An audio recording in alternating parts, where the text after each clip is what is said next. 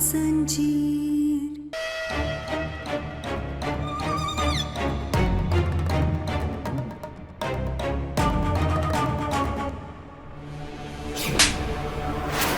तुम कहीं नहीं जाओगे, इस घर की बहू हो, तुम्हारा हक है इस घर पे।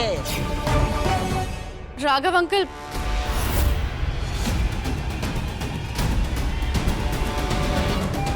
सॉरी अंकल, मैं आपको डिस्टर्ब नहीं करना चाहती थी।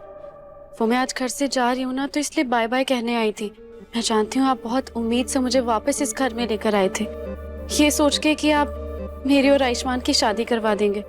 इनफैक्ट मैंने तो ये भी सोचा था कि मेरी मॉम की और आपकी जो दोस्ती है ना, उसे रिश्तेदारी में बदल दूंगी। शायद किस्मत को कुछ और ही मंजूर था। अरे उस गहना के चलते कहाँ ही हो पाती तेरी शादी है।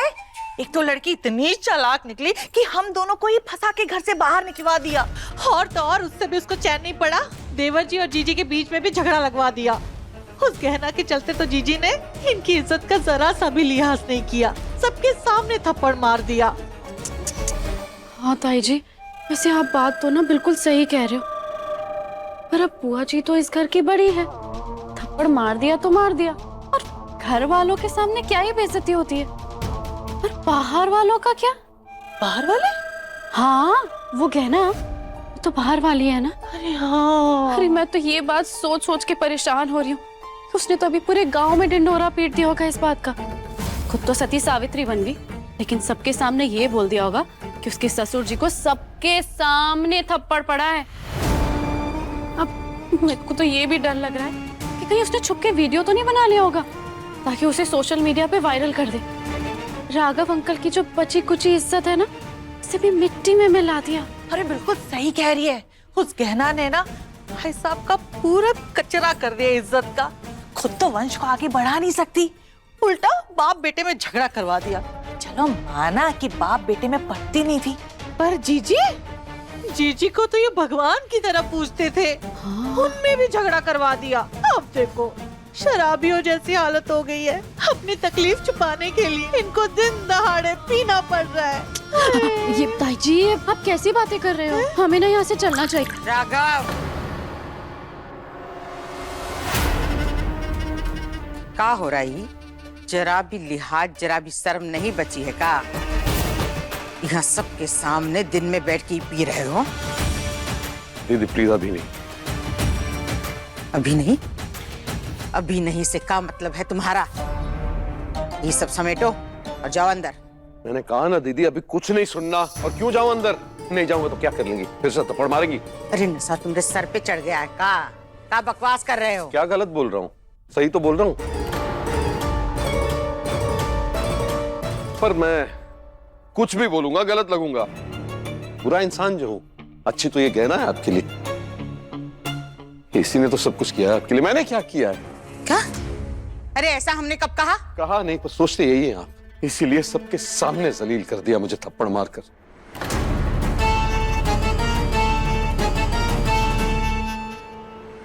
इस गहना की वजह से सब मेरा मजाक उड़ा रहे। अब क्यों आए हैं यहाँ? है कौन इस घर में? मेरा अकेला ही तो हूँ। अरे ये सब कौन कह रहा है तुमसे? कहा तो किसी ने नहीं, ये चकोरी भाभी और आलिया आपस में बात कर रही थी। इन कुछ ही दिनों में पूरी दुनिया बात करेगी। चकोरी और आलिया? क्या दिक्कत है तुम दोनों की? हमरे भाई को हमरे खिलाफ भड़का रही हो? नहीं बुआ जी, आप गलत समझ रही हैं, ऐसा कुछ भी नहीं हुआ है। हाँ जीजी, हमारा बोलने का ये मतलब नहीं था। हम बहुत अच्छे से जानते हैं तुम्हारा क्या मतलब होगा चकोरी। क्या गलत किया हमने? अपने भाई को थप्पड़ मारा, हमरा हक है। इसको पाल पोस के बड़ा भी तो किया है ना हमने। प्रेम करते हैं इससे तो थप्पड़ मारने का भी हक है हमरा। माँ बाप बच्चों को प्यार करते हैं तो उनकी गलती पे उनको मारते हैं, डांटते हैं, तो क्या उनसे नफरत करते हैं? नहीं ना।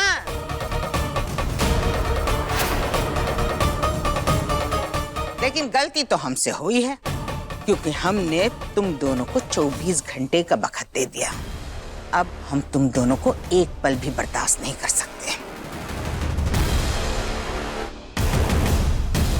फौरन अपना सामान उठाओ और निकलो इस घर से। अरे नहीं जीजी, बुआ जी प्लीज। बोलो मत, सुनो आलिया, और कान खोल के सुनो।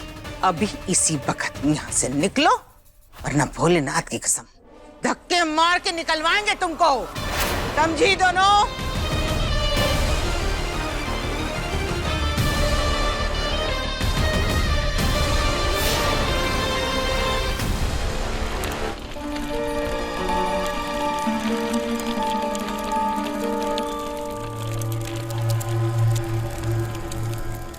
बुआ जी मुझे माफ कर दीजिए।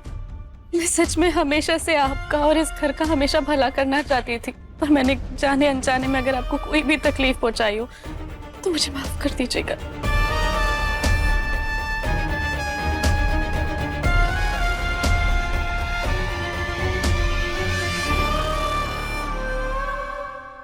जीजी हमको भी माफ कर दीजिए, हमने तो आपसे बहुत कुछ सीखा है, शायद मुझ में ही कोई कमी रह गई थी।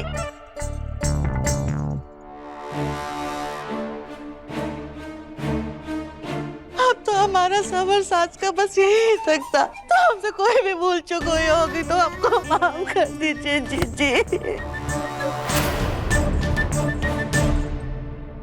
कमला हमको माफ कर दे कमला, हमें तेरी बहुत याद आएगी, हमसे कोई गलती हुई रहेगी तो हमें माफ कर दे।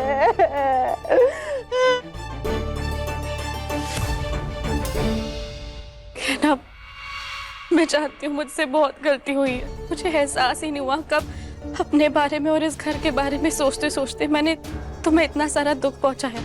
मैं जिसे चाहकर भी बदल तो नहीं सकती।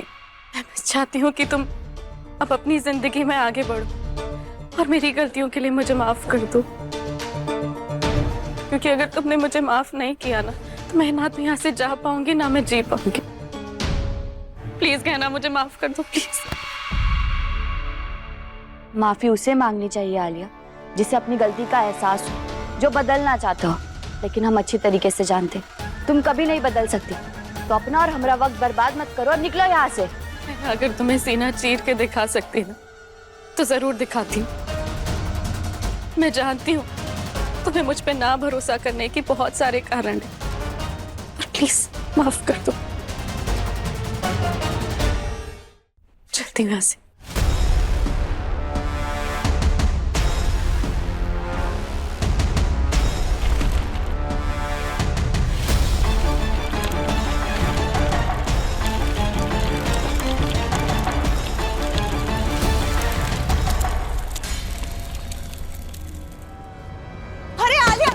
जी देखा तो आलिया, कहाँ हुआ आलिया? आलिया क्या हुआ आलिया? डॉक्टर को कॉल करो जल्दी। अरे नहीं हम कॉल कर देंगे डॉक्टर को, आप इसको लेके जाइए ना अंदर, आराम कराएंगे। रुके, मदद करते हैं हम आपकी।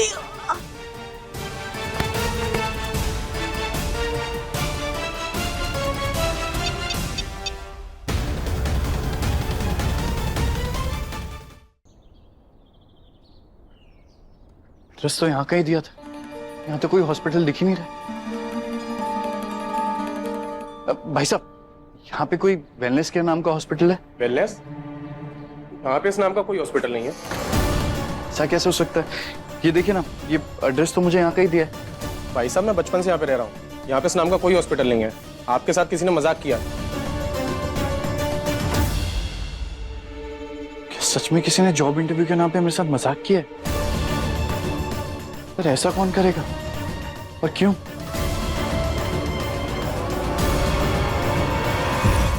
देखिए गहना के लेटेस्ट एपिसोड्स कभी भी कहीं भी। अभी सब्सक्राइब करें दंगल प्ले ऐप। अपने पसंदीदा शो के फुल एपिसोड देखने के लिए अभी डाउनलोड करें दंगल प्ले ऐप।